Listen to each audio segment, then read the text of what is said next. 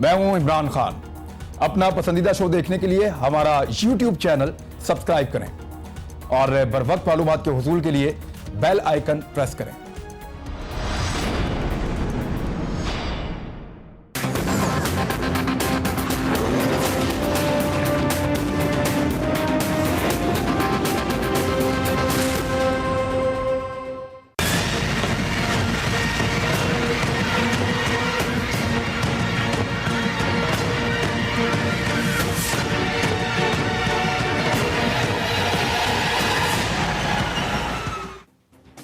बिस्मिल्लाहिर्रहमानिर्रहीम, अस्सलाम वालेकुम नाज़रीन। स्टैंडर्ड्स एंड पुअर्स ये एक रेटिंग एजेंसी है, इंटरनेशनल ये क्रेडिट रेटिंग एजेंसी है और अमेरिका से इसका ताल्लुक है और ये खुदकार तरीके से दुनिया के मुख्तलिफ ममालिक की रेटिंग्स को तय करती है कि उनकी माशी सूरत-ए-हाल क्या है। बिल्कुल वैसे ही जैसे मूडीज़ करता है, बिल्कुल वैसे ही जैसे फिच एक कंपनी है, क्रेडिट कंपनी, वो भी इसी बात का तयन करती है और इसने एक नई पाकिस्तान की रैंकिंग जारी की है जिसमें पाकिस्तान की जो इकनॉमिक सूरत-ए-हाल है वो पहले से मजीद खराब हुई है और खराब होने की वजह से पाकिस्तान की रेटिंग जो है वो अब बी से -B में चली गई है। -B पाकिस्तान पहले भी -B में रहा है कई मरतबा और वापस बी में भी आता रहा है, लेकिन इस मरतबा फिर पाकिस्तान तहरीक इंसाफ की हुकूमत आने के बाद पाकिस्तान की जो रेटिंग है वो -B में चली गई है, जो एक और तशवीशनाक बात है। जो दो अहम नुकात की तरफ उन्होंने इशारा किया है वहाँ एक तो ये है कि IMF के साथ जो हमारी डीलिंग है वो पाकिस्तान की मईशत के लिए कोई इतनी बेहतर नहीं है, उससे मजीद घुटन का माहौल पाकिस्तान की मईशत में पैदा होगा। दूसरा जो इकनॉमिक स्ट्रेस है पाकिस्तान में वो लगातार बढ़ता चला जा रहा है। हुकूमत की जो इकनॉमिक पॉलिसीज़ हैं वो एक तरफ खड़ी नहीं होती। हुकूमत एक डिसीजन लेती है, फिर दूसरा लेती है, फिर तीसरा लेती है और बार बार अपने फैसलों को बदलती है। हज की सब्सिडी का मामला ले लें तो यहाँ पे हुकूमत दोबारा से सोचने में मजबूर है। गैस की कीमतों की आप बात करें तो हुकूमत ने दोबारा नोटिस लिया है और उसके ऊपर भी बातचीत चल रही है। हर चीज़ के ऊपर हुकूमत पहले से हिकमत अमली ऐसी क्यों नहीं बना पा रही कि जिसको वो कंटिन्यू कर पाए। बजट भी 2 मरतबा लाना पड़ा इस हुकूमत को, गो के दूसरा आने वाला बजट जो है उसको सबने बेहतर कहा, लेकिन उसके बावजूद हुकूमत को दूसरा बजट तब लाना पड़ा जब पहले बजट में उनको नाकामी हुई। तो हुकूमत जो फैसले करती है वो क्यों ऐसे नहीं कर पाती कि उन फैसलों पे वो लंबे अरसे तक कायम रह सके। मुस्लिम लीग नून के कायद मियां नवाज शरीफ साहब बीमार हैं, बीमारी की वजह से उनको जेल से अस्पताल मुंतकिल किया गया है और एक मेडिकल बोर्ड की रिपोर्ट आई है। उस रिपोर्ट में उनके दिल के मामला दुरुस्त हैं लेकिन उनके गुर्दों में पथरी है और यह मामला उनका 2017 से चल रहा है।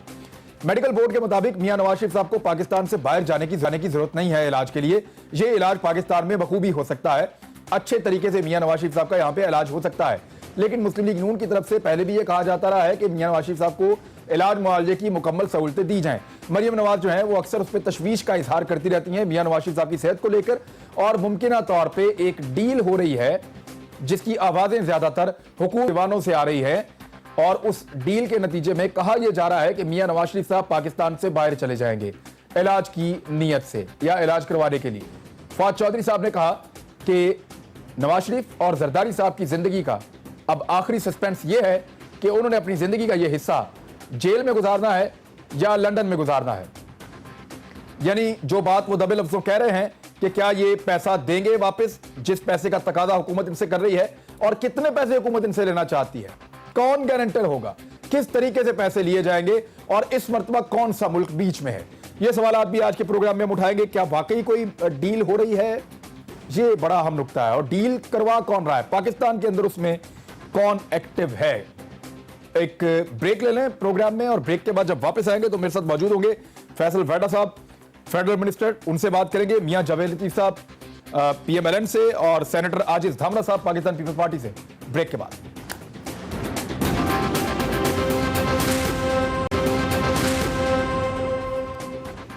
वेलकम बैक नाजरीन। जी आजिज धामरा साहब, सबसे पहले आप बताइए कि डील का तासुर जो बन रहा है और पाकिस्तान पीपल्स पार्टी ने सबसे पहले पाकिस्तान पीपल्स पार्टी के एक सीनियर रुकन ने कहा था कि यह डील होने जा रही है।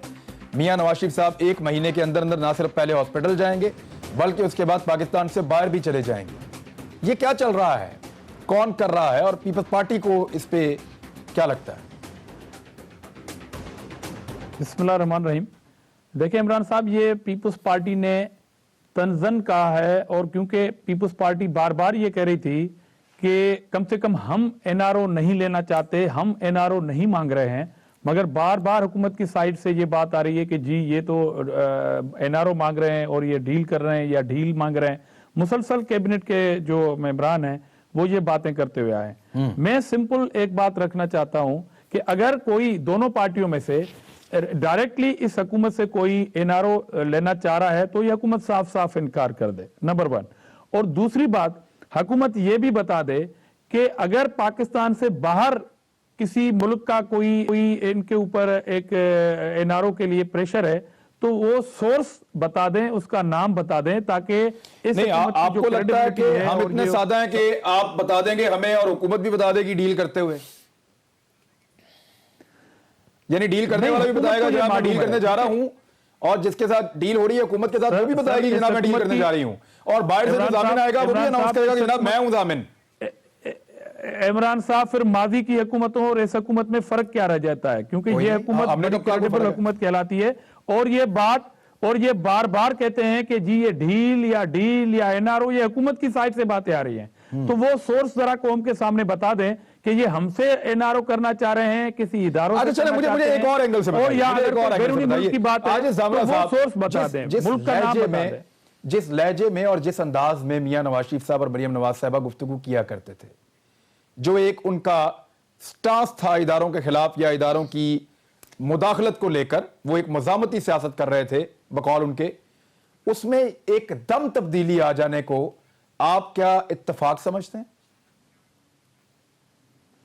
इमरान साहब, मैं अगर इस बात से इत्तेफाक भी कर लूं आपकी बात से, मगर जो हुकूमत वक्त होती है, जो रियासत होती है, अगर वो ना चाहे एनआरओ करना, डील करना या ढील देना, तो कोई मांगने वाला जबरदस्ती नहीं लेगा आपसे। मैं तो सिंपल कह रहा हूं कि अगर इस हुकूमत से कोई अप्रोच है तो वो बता दें कि हम रिजेक्ट कर देते हैं। अगर कोई दूसरा मुल्क है, पाकिस्तान से बाहर की कोई बात है, तो वो सोर्स बता दें कि जनाब ये सोर्स है जो हमें मजबूर कर रहा है कि हम इन लोगों से डील करें, वो ताकि इस हुकूमत की क्रेडिबिलिटी बहाल हो जाएगी और बरकरार रहेगी जो इनके दावे हैं कौम के सामने कि जी जनाब ये सोर्स है, वो फोर्स कर रहा है मगर हम नहीं मानेंगे।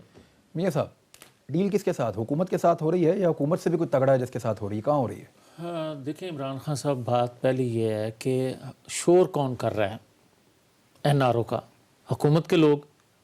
फिर मुझे ये तो कम से कम कोई बता देना कि एनआरओ का शोर हुकूमत वक्त कर रही है जो बाइख्तियार है।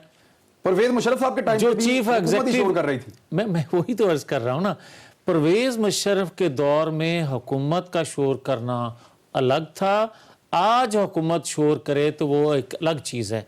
क्योंकि परवेज मुशर्रफ जो थे वो एक अदारे के सरबराह भी थे और प्रेसिडेंट भी थे। आप आज जो हुकूमत वक्त है, इनका कहना यह है कि तमाम अदारे एक पेज पे हैं और ये इनका कहना है कि हम चीफ एग्जीक्यूटिव हैं, फैसले हम खुद करते हैं, जो कि सिविल दौर में यकीनन प्राइम मिनिस्टर ही। तो आप नहीं मानते ना, आप तो कहते हैं वो सिलेक्टेड है।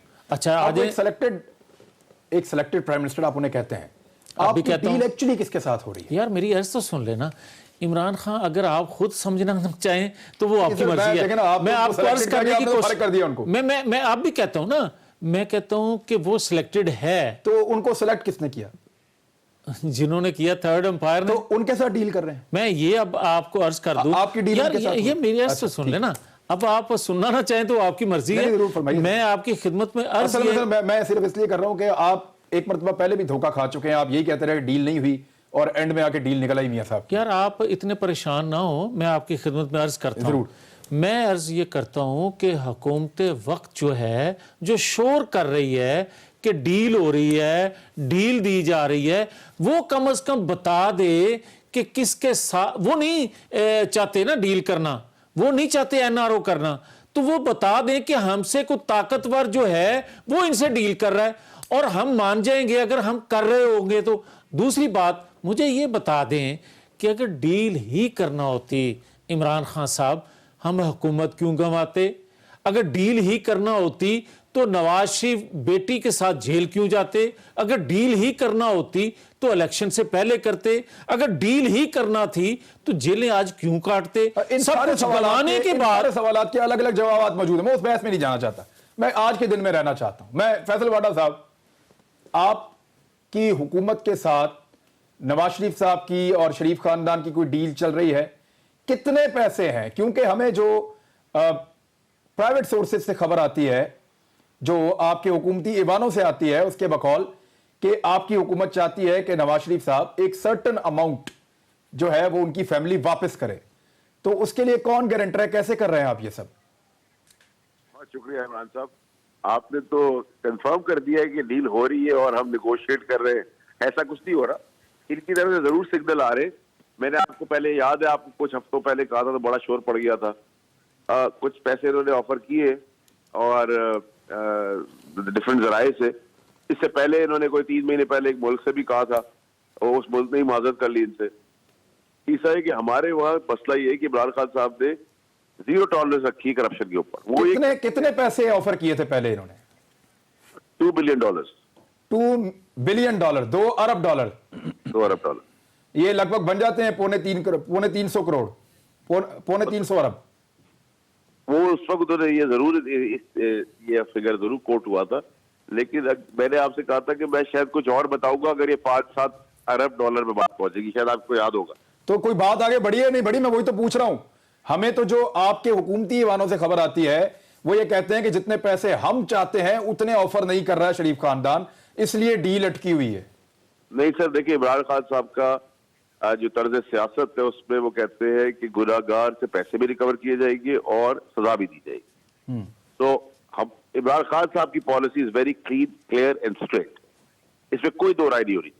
वो कहते हैं सजा भी पाएगा जो मुजरिम होगा। पैसे तो हमने वसूल कर नहीं कर रहे ना इमरान साहब, वो तो आउट ऑफ द क्वेश्चन है कि हम पैसे वसूल नहीं करेंगे। कहीं ना किसी तरीके से पैसे वसूल करेंगे, ये इंशाल्लाह आप देखेंगे। कानून बनाने पड़े, टीटी साइन करनी पड़ी, कुछ और करना पड़ा, पैसे तो हमने रिकवर करने ही करने, पैसा नहीं हमने छोड़ना किसी को। क्योंकि अगर आपने सजा दे दी, मेरी जाती ओपिनियन में अगर आपने सजा दे दी तो हम सरकारी मेहमान बना के फिर खर्चा कर रहे हैं सरकार का। हमें आपसे भी कुछ तगड़ा है जो कोई डील ऑफर कर रहा है, यानी आपको तो किसी खाते में नहीं लेती ना ये अपोजिशन। अरे सर, ये भी गलतफहमी है इमरान भाई, ये बड़ा हमें खाते में लेते हैं, बड़ा खाता डालते हैं। ये जो कहते हैं ना कि बार बार हमारी हुकूमत गिराएंगे, लेकिन गिराते नहीं है। एक तो इनका नंबर नहीं है, ना ये एफर्ट करना चाहते हैं ऐसा कुछ। ये हमें पूरा भरपूर 15 साल देंगे, 5 साल नहीं 15 साल देंगे हमें। इनको पता है, मियाँ साहब हंस रहे, मुस्कुरा रहे। मियाँ साहब ये लोग ने स्ट्रेटेजी बनाई है कि 5 साल नहीं, तरीके से को 15 साल देने, और हम भी 15 साल के हिसाब से चल रहे हैं अल्लाह की मेहरबानी से। सर मुझे देखें, आपके 2-3 वज़रा, फवाद चौधरी साहब हैं, शेख रशीद अहमद साहब हैं, सरवर साहब हैं, ये लोग अगर बात कर रहे हैं तो कुछ तो पर्दादारी है ना साहब। वो पर्दा फैसल वाडा ही उठाते हैं ज्यादातर। तो अगर इजाजत दें तो मैं फैसल से आखिरी बात सवाल कर लूं फैसल आप पूछ लें। फैसल साहब, मुझे बड़ा एहतराम है, बड़ी इज्जत है, मेरे छोटे भाई हैं आप। मुझे आप जैसे बंदों से कम ये तवक्को नहीं है। आप ये देखें, आप फरमा रहे हैं कि 2 अरब की ऑफर की हम लोगों ने, 2 अरब डॉलर की, और 10 अरब की ऑफर की थी हमने इमरान खान साहब को, बकौल इमरान खान साहब के पनामा पे आप जबान बंद रखें। उसका हमने हर्जाना का दावा किया जिस पर आज तक इमरान खान साहब पेश नहीं हो रहे। ये उसी तरह की स्टोरी जो आप बता रहे हैं, मगर ये मैं अर्ज कर दूं कि अगर दिए हैं तो ले लें, देने के लिए ये तैयार हैं। ओ भाई, अगर कोई चीज दी नहीं आपने तो लेना कहां से है? जहां तक तल्लक है कि जो हम पर इल्जाम लगता है या लगाया जाता है, दावे किए जाते हैं बिफोर इलेक्शन और आफ्टर इलेक्शन वही बातें की जा रही हैं। तो मैं ये अर्ज कर दूं कि इन्वेस्टिगेशन अदारे हैं, अदालतें हैं, वो सब काम कर रहे हैं। अगर कोई चीज साबित होगी तो भरे बाजार माफी भी मांगेंगे, देंगे भी। और अगर कोई चीज साबित नहीं होगी, कोई चीज हमने ली नहीं होगी, तो सरेआम माफी भी मांगना आपको पड़ेगी, और ये हर्जाने का दावा जो हमने किया हुआ, ये पैसे भी आपको देने पड़ेंगे। जी फैसल वाडा साहब, अब देखें जिस तरह की खामोशी है ना मियां नवाज शरीफ साहब के कैंप में, साथी कैंप में, वो तो इस तरह खामोश बैठने वाले नहीं है। हमें तो जो सबसे ज्यादा तशवीश होती है वो वज़रा के स्टेटमेंट से हमें पता चलता है कि डील हो रही है, और दूसरा नवाज शरीफ साहब और मरियम नवाज साहबा के तर्ज अमल से पता चलता है कि डील हो रही है। तो अब इससे भाग तो नहीं सकते सर। नॉर्मली ये खबरें 10 साल बाद खुलती हैं, आजकल जल्दी पता चल रहा है। इमरान खान साहब, देखिए 2 चीजें इसमें। एक तो ये कि ये सारी डिबेट जो आज मियां जावेद लतीफ साहब मुझसे, मेरे बड़े भाई पूछ रहे, मैंने थोड़ी बोला है, तो चौधरी मंजूर साहब ने बोला है, आपके बड़े भाई पीपल्स पार्टी वाले ने बोला है। तो आप उनसे पूछे ना, मुझ पे क्यों कह रहे हैं कि मेरे गलत था? मैंने तो ये बात बहुत पहले बोल दी थी। और इमरान भाई, आपको याद होगा कि मेरी तो सियासत अल्लाह ताला के बाद इसी में चलिए कि मैं पहले बिफोर टाइम बहुत कुछ बता देता हूँ और उस तरह स्विंग चलना शुरू हो जाता है। तो ये मैंने बहुत पहले कहा था कि मियाँ साहब का ट्विटर अकाउंट बीबी का बंद हो गया है, मियाँ साहब ठंडी ठंडी बातें करे, उसमें भी कॉन्फ्लिक्ट है। 2 कैंप है, एक शहबाज शरीफ कैंप है, एक मियाँ नवाज शरीफ कैंप है। मुझे पता है कि जावेद रज़ा मेरे बड़े भाई है माजरत के साथ, लेकिन ये शहबाज शरीफ कैंप है, ये नवाज शरीफ कैंप नहीं है, अगर मैं गलत नहीं हूं। ऐसे ही है ना मियाँ साहब? मैं लेकिन मुझे तो बात कर रहे हैं अभी इस तकसीम की समझ नहीं आई जो आपने तकसीम कर दी है और उसमें आपको भी एक साइड पे कर दिया, एक साइड आपकी भी है। जी फैसल वाडा साहब, कितने पैसे दे दें तो आप लोग मान जाएंगे? फ्रैंकली कोई ज़हन में तो कोई फिगर बनाया होगा ना आप लोगों ने? सर मैं आपको एक अपार्ट फ्रॉम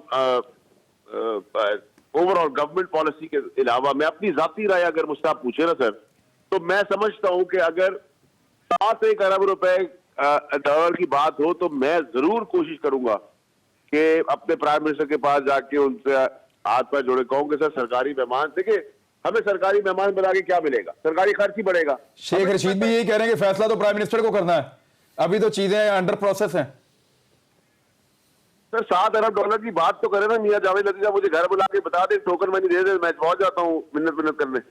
फैसल वाडा साहब कह रहे हैं कि मैं डील कराने के लिए तैयार हूं। अच्छा मेरी बात सुनिए, डील करवाने के लिए तैयार है, फैसिलिटी दे रहे हैं। हमारी तारीख है फैसल वाडा साहब के ना कभी इस तरह के इल्जामात साबित हो सके हैं। ये इल्जाम जो है ये 93 से नवाज शरीफ पर लगता आया है। और फैसल वाडा साहब, लेकिन डील की भी तारीख है। मेरी यस सुन ले ना, मेरी गुजारिश सुन ले इमरान साहब, या आपको जवाब दूं या फैसल साहब को दूं? आप जवाब फैसल वाडा साहब, अच्छा उनको दे दूं। बात यह है कि 93 में भी यही इल्जाम हम पे लगा था, 90 में यही इल्जाम बेनजीर भुट्टो पर लगा था, और 2 हुकूमतें बेनजीर भुट्टो की इसी वजह से गई और 3 हुकूमतें इसी इल्जाम के तहत हमारी गई। मगर तीनों हुकूमतें जाने के बाद ये इल्जाम आज तक साबित नहीं हो सका। तो और दूसरा आ गया ना आपके खिलाफ, तो इसमें भी इमरान यही कहा गया कि कोई किसी किस्म की 1 रुपए की करप्शन नहीं है, मगर ये मनी ट्रेल नहीं दे सके। ये बिजनेस के हवाले से बात की जा रही है। मैं आज कौम को भी यही आपकी वसातत से अर्ज करना चाहता हूं कि ये जो इन्होंने 2-3 साल का रौला डाला हुआ था करप्शन का, अल्लाह रब्बुल इज्जत के लुत्फ़ो करम से नवाज शरीफ उससे बरी हुए हैं कि किसी किस्म की कोई करप्शन साबित नहीं हो सकी। उनके बिजनेस के हवाले से उनको सजाएं जरूर दी जा रही है। बिजनेस के उसके अंदर से इतना बड़ा जुर्माना दे देंगे आप? या अब आ जाए जो जुर्माना, जिस तरह अलीमा बाजी जो है जुर्माने दे रही हैं, अगर कोई बिजनेसमैन का इस तरह की कोई बेजाब्तगी है, इस तरह का कोई मिलता है कि टैक्स नहीं पे किया गया, वो साबित करें तो वो देने के लिए साहब ये इतना सिंप्लीफाई कर दिया। अब मियां जावेद साहब ने वो ये कह रहे हैं कि हमारा तो करप्शन का तो मामला ही नहीं है, कारोबार था, कारोबार के अंदर थोड़ी सी मामला थे ऊंच नीच के, रिकॉर्ड अवेलेबल नहीं था तो फंस गए अनफॉर्चुनेटली, और उसमें क्यों पैसे दें इतने सारे? अच्छा सर चलेगा, मैं डिस्काउंट देता हूँ, 6.5 दे दे, 7 ना दे, 6.5 दे दे, 7 ना दे। देखिए इमरान खान साहब, मैं मियां जावेद लतीफ साहब को बताऊं, याद दिलाऊं, देखिए सर एयर ब्लू है खाका नवाज साहब की, वो प्रॉफिट में, पीआईए खसारे में, पाकिस्तान स्टील मिल तबाह और बर्बाद हो गई, मियां नवाज शरीफ साहब की स्टील मिल तबाह दब तुम्हारी है। उसके बाद आप आ जाए, मियां जावेद लतीफ साहब ने कहा कि उन्होंने कभी डील नहीं की, मैं उनको याद कराऊं, सऊदी अरेबिया भी वो डील के तहत गए, 9 साल तक कौम से छुपाई रखा, और उससे पहले भी डील्स होती नहीं सारी। और ये बिल्कुल ठीक है कि ये दोनों आपस में एक दूसरे को गिराते रहे, इनको पता नहीं था कि थर्ड फोर्स अल्लाह के बाद एक तरीके इंसाफ की पार्टी आगे खड़ी हो जाएगी जो इंटरेस्ट फ्री होगी। अब प्रॉब्लम ये है कि ये निगोशिएट करना चाहते हैं पुराने एतवार के तहत, हस्बे जरूरत हमेशा बहुत सारे। सर फिर उनको पता है नेगोशिएट कहां करना है, आपके साथ क्यों करें वो? अच्छा वैसे इमरान खान साहब, मैं फैसल वाडा साहब को ये जरूर बता दूं कि जो पीआईए एयरलाइन का आप जिक्र कर रहे हैं ना, पीआईए एयरलाइन से बहुत सी एयरलाइन निकली, और उस वक्त नवाज शरीफ जो हैं वो सियासत में भी नहीं थे। जब वो खसारे में एयरलाइन चली गई उस वक्त भी वो सियासत में नहीं थे। और मैं अर्ज करता जो अपने दौरे में नवाज शरीफ पीआईए को खसारे से नहीं निकाल सके, ये भी फैक्ट है। मेरी अर्ज तो सुन लेना, मैं ये अर्ज करता हूं कि जो आप खाकान अब्बासी की एयरलाइन का जिक्र कर रहे हैं, इसका जवाब तो देंगे वो। अब जो आप स्टील मिल का जिक्र कर रहे हैं, तो मेरे भाई अगर तो उसका इंतजाम जो है वो नवाज शरीफ चला रहे थे और अपनी जो स्टील मिल है वो प्रॉफिट में जा रही रही थी और वो खसारे में जा रही थी, फिर आपका ये कहना जायज है। और अगर हाँ आ जाए, कभी नून लीग थी, कभी पीपल्स पार्टी थी, मैं यही तो अर्ज करना तो सर तीन काफ लीग मिली है, अगर आप उसको प्राइवेट, अगर आप उसको प्राइवेटाइज करते हैं तो फिर आप आवाज उठाते हैं। आज मुझे ये बताएं कि 6 माह हो गए आपको हुकूमत करते हुए, क्या वो प्रॉफिट में आ गई है? क्या वो खसारे में आज नहीं है? मुझे ये बताएं कि नवाज शरीफ की हुकूमत से पहले क्या वो खसारे में नहीं थी? क्या उसको हमने किसी हद तक भी, जिस हद तक मुमकिन हो सका, उसको हमने कंट्रोल नहीं किया? और आज एक बात और मैं अर्ज करता जाऊं, इमरान खान साहब, मुझे ये बात बड़े अफसोस से कहना पड़ेगी फैसल वाडा साहब से कि मैं तो ये कहूंगा कि आज जो बात की है, जो मैंने क्लिप देखे हैं मुख्तलिफ चैनल्स पर चलते हुए, अपने आर्मी चीफ के हवाले से जो उन्होंने कंसर्न शो किया कि हमने पाकिस्तान के अंदर अमन कायम किया मगर कौम को उसके सम्राट नहीं मिल रहे। यही हम कहना चाहते थे कि हमने पाकिस्तान के अंदर से कराची, बलोचिस्तान, पूरे पाकिस्तान से दफाई इदारे के साथ मिलकर अमन कायम किया, हमने तवानाई बुरहान का हल किया, हमने तवानाई के मंसूबे लगाए, मगर उसके सम्राट पाकिस्तानी कौम को नहीं मिल रहे, जिसका बहुत ज्यादा नुकसान हो रहा है, जो किसी तौर पर भी कौम भूलेगी नहीं। मैं ब्रेक के बाद पूछूंगा, मैं ब्रेक के बाद, मुझे एक ब्रेक लेने, वापस आ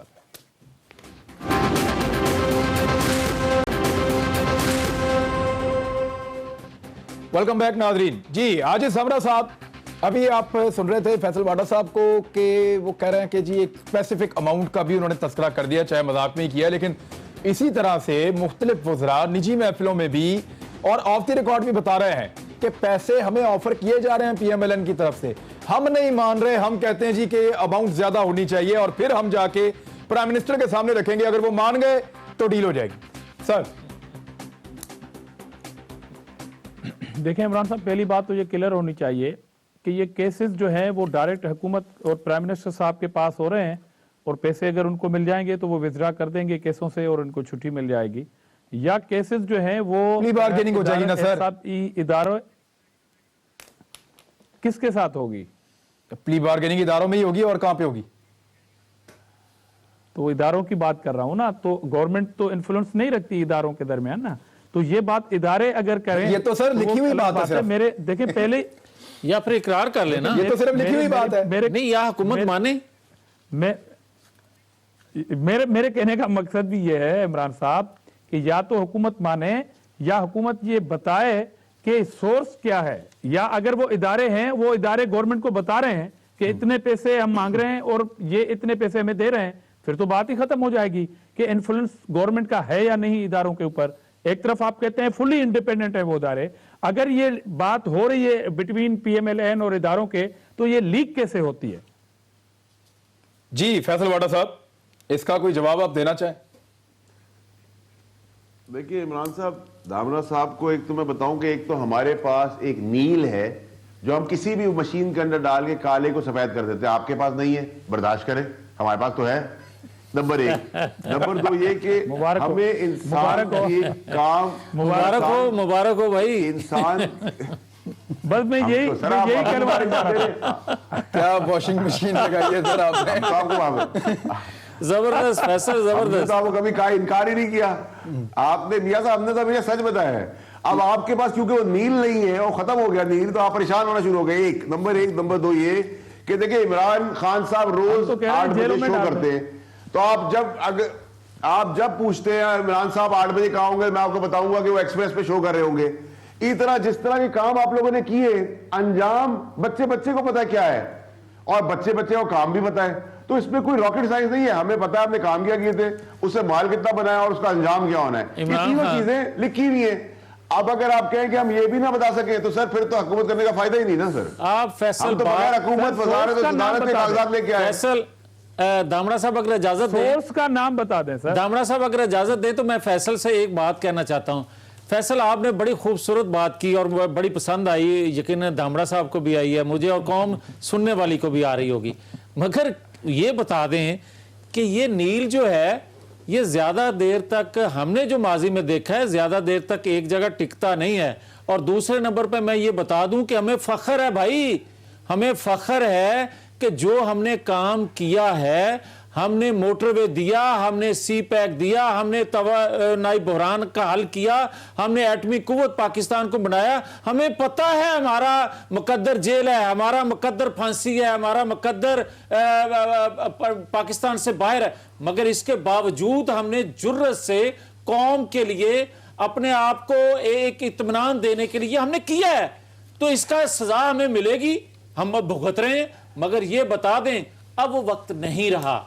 अब कौम जाग रही है, कौम समझती है, और 1,28,00,000 जो वोट मिला है वो इसी वजह से हमें मिला है कि तमाम तर बदतरीन हालात के बावजूद, तमाम तर सख्तियों के बावजूद जो हमें वोट मिला है, कौम ने इसलिए दिया है कि आपने सिमत दुरुस्त की, आपने बेहतरी की जानब कौम को लेकर जा रहे हैं, रियासत को लेकर जा रहे हैं, अदारों को मजबूत करने के लिए जा रहे हैं। और जो हम बात करते थे वोट को इज्जत दो, यही था वो हमारा नारा, बयानिया, और आज भी वही है। वोट पड़ा वो सही पड़ा, आज और जो उनको पड़ा वो गलत पड़ा। आज मेरी बात सुन लें, वो जो वोट पड़ा, इनको मैं ये कह दूं, मैं अपनी तरफ से नहीं कहूंगा, बकौल इमरान खान साहब के, मैं अपनी बकौल नहीं कह रहा, मैं बकौल इमरान खान साहब के कहूंगा, मई 2018 में जो इंटरव्यू इमरान खान ने देते हुए कहा था कि 2013, 2008, 2002 और माजी करीब दूर में ठप्पे लगाता है अदारा और उससे नतायज जो हैं वो बदलते हैं। मैं अगर इमरान खान हमेशा सच बोलते हैं बकौल फैसल वाडा साहब के, तो मैं तो फिर मानता हूं उनको। ठीक है जी, ठीक है। मैं मुझे एक ब्रेक लेने दें। ब्रेक लेके वापस आता हूं। पीपल्स पार्टी के शरीक चेयरमैन आसिफ अली जरदारी साहब ने मीडिया से मदद मांगी है हुकूमत गिराने के लिए। क्या मदद कर सकते हैं जनाब आपकी? ब्रेक के बाद पूछते हैं।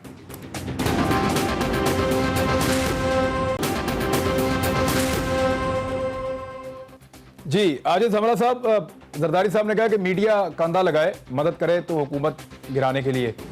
तो सर क्या मदद कर सकते हैं आपकी? सर हुक्म कीजिए। देखें इमरान साहब, ये आपको और हमें सबको, और ख़ास तौर पर ये जरदारी साहब को भी पता है कि मीडिया का डायरेक्टली कोई वोट ऑफ नो कॉन्फिडेंस से ताल्लुक नहीं है कि वो पार्लियामेंट के रुकन हैं और वोट दे देंगे और जो गवर्नमेंट गिर जाएगी। वैसे भी हमें ज़रूरत नहीं है, ये हुकूमत खुद अपने बोझ तले जो है वो कमज़ोर तो आपको लग रही है, मगर हम कह रहे हैं कि ये 5 साल चले। देखिए, जरदारी साहब ने एक कॉन्फ्रेंस की थी, कश्मीर कॉन्फ्रेंस गालबन, उसमें एक प्रेस कॉन्फ्रेंस में, मीडिया टॉक में इन्होंने ये बात ज़रूर की, और उनका जो असल मकसद वो था जो मीडिया वर्कर्स के साथ जो इस्तेसाल हो रहा है या जो ज्यादती हो रही थी, उस हवाले से उन्होंने बात की कि मीडिया अगर हमारे साथ खड़ा होता है तो हम इस हुकूमत के खिलाफ वैसे भी स्टैंड लेके खड़े हुए हैं, और ये बात आगे चलेगी। इस कॉन्फ्रेंस में ये बात उन्होंने कहा था मीडिया हमारे साथ कंधा लगाए, हम हुकूमत गिरा दें तो है नहीं। और फिर हम आपके साथ कंधा लगा देंगे। देखिए, मैंने ये कहा कि मीडिया का वोट तो है नहीं कि पार्लियामेंट में के वोट ऑफ नो कॉन्फिडेंस में मीडिया वोट देगी। वही तो मैं पूछ रहा हूं, फिर हम मदद कैसे कर सकते हैं सर? इंपॉर्टेंट एक मीडिया से दोस्ती भी हो सकती है। अच्छा, इसमें कोई हर्ज नहीं है। आपसे कोई दुश्मनी थोड़ी है साहब, दोस्ती है आपसे। तो नहीं, दुश्मनी भी नहीं है, मगर दोस्ती में भी कोई हर्ज नहीं है। जी चलें, मैं अब फैसल वाडा साहब, रेटिंग आज -B हो गई है, ये पहले भी होती रही है, अब फिर हो गई है। गैस की कीमतें आपके सामने है, हज की सब्सिडी के मामले पे दोबारा आप रिव्यू कर रहे हैं चीजों को। ये हुकूमत कोई पॉलिसी देकर उसके ऊपर स्टिक क्यों नहीं रह सकती? बार बार आपको शिफ्ट करना पड़ता है, ये ना तजुर्बाकारी की वजह से हो रहा है? देखिए इमरान साहब, सबसे पहले तो ये कि जहां तक गैस की आप बात करें तो 157 अरब रुपए ये छोड़ के गए। कहां से पूरा करूं मैं? अगर आप अपना शो स्टार्ट करने से पहले इस शो के अंदर, स्टूडियो के अंदर ही कर्जे हो जाए तो आप अपनी सैलरी से कैसे पूरे करेंगे 10 साल के कर्जे? तो इसी तरह मुझे 157 अरब रुपए सिर्फ गैस कीमत में दे रहे हैं।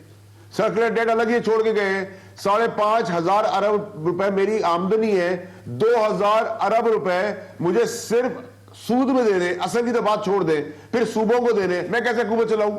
सर वो गरीब आदमी तो नहीं, मैं देना चाहता हूं। वो बेचारा जो घर के अंदर गरीब आदमी बैठा है, उसका क्या कसूर है? उसको 2,000 से 20,000 बिल कर दिया आपने, उसको साबिक हुकूमतों की नाअहलियों का उसको जिम्मेदार क्यों ठहरा रहे हैं आप? सर मेरी बात सुने तो मेरे पास एक रास्ता है कि मैं IMF जैसे इदारों से कर्जा ले लूं ट्रिलियंस ऑफ डॉलर और अपनी आने वाली 10 नस्लों को। सर ये तो देखें ना, आप लगा दूं पोजीशन में थे, आप तब बताते कि जनाब हम आएंगे तो हमें गैस की कीमत इतनी बढ़ानी पड़ेगी कि गरीब आदमी गैस इस्तेमाल करने से तौबा कर लेगा, वरना लोग आपको सोच के वोट देते थे उस वक्त। नहीं इमरान साहब चले, मुझे एक बात बताएं, वो तो लोगों ने 35 साल इनको वोट देके देख तो लिया। अच्छा क्या मैं क्या हुकूमत में आया था तो उससे पहले 4 आने लीटर था पेट्रोल, 4 आने लीटर मुर्गी में, 4 आने लीटर पानी था, पेट्रोल था, मुर्गी 4 आने पे किलो थी। क्या हज आप 1 रुपए में करते थे? ये सब कुछ मुझे विरासत में मिला है ना सर। इन्होंने इतना बुरा हाल किया कि लोगों ने आपको वोट डाला कि आप शायद उनकी सुनेंगे और उनके हालात बेहतर हो जाएंगे। ये ठीक है सर? कर रहे हैं ना। मैं इमरान साहब, ये मैं आपको इंशाल्लाह बड़ा बोल नहीं बोलता, लेकिन अल्लाह ताला की जात से आप उम्मीद रखें इंशाल्लाह जो सख्त फैसले हो रहे हैं ये कई कुछ महीने और सालों में सिम्त जो आप देख रहे हैं मुल्क की चेंज होते हुए, ये परेशानी जो दोनों पार्टीज की है वो यही तो परेशानी है हम कि इमरान खान साहब एक बुरान से डिफॉल्ट करते हुए मुल्क को सीधी पटरी पे लाके खड़ा कर दिया है। आप समझते हैं कि हम क्या ये बातें करते रहेंगे और आवाम को देंगे नहीं और आवाम देखेगी नहीं और गेज नहीं करेगी?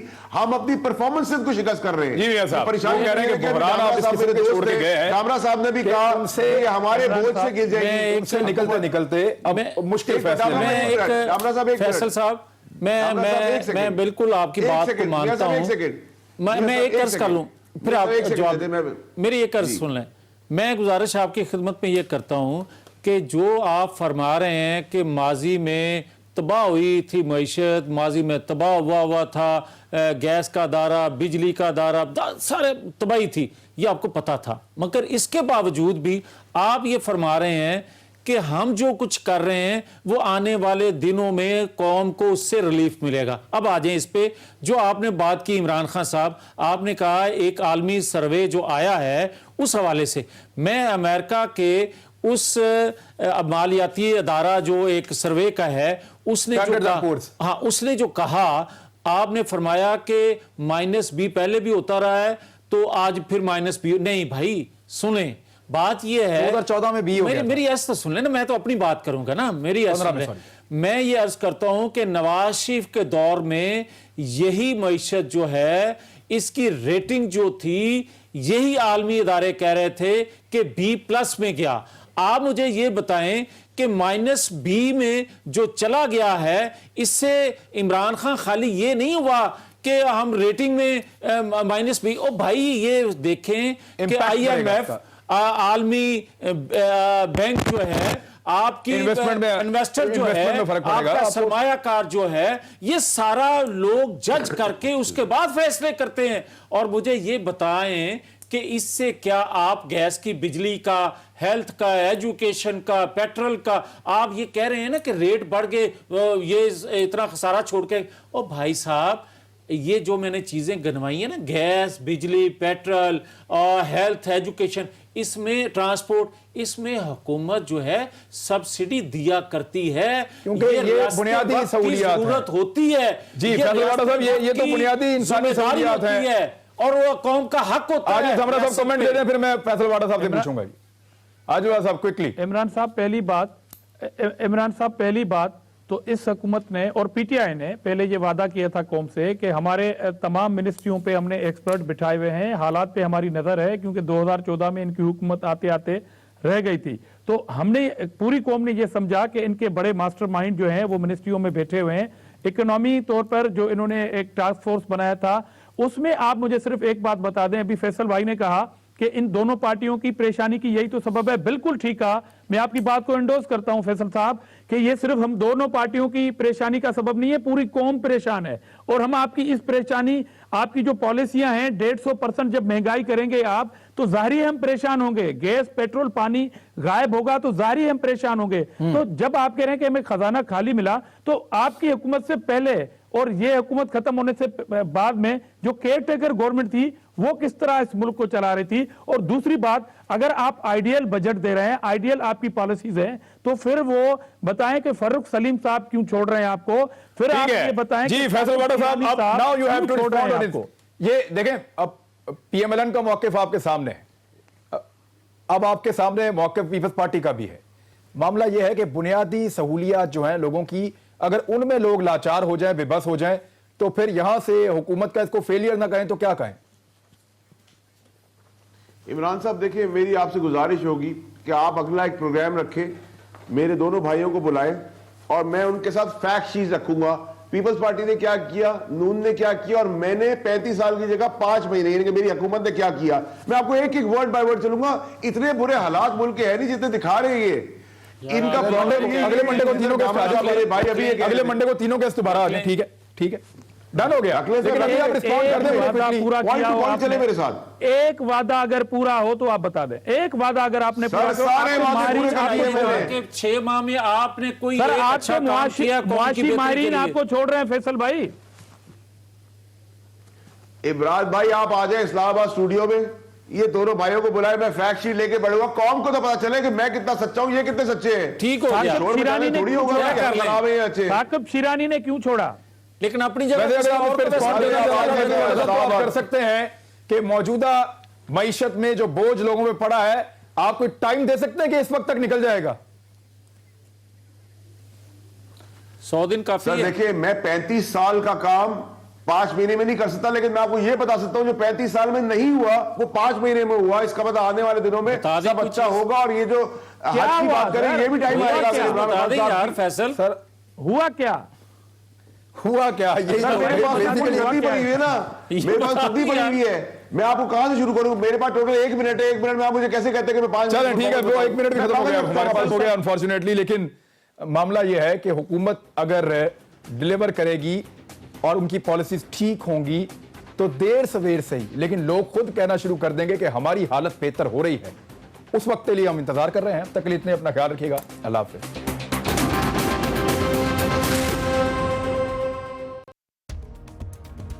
मैं हूं इमरान खान। अपना पसंदीदा शो देखने के लिए हमारा YouTube चैनल सब्सक्राइब करें और बर वक्त मालूमात के हुसूल के लिए बेल आइकन प्रेस करें।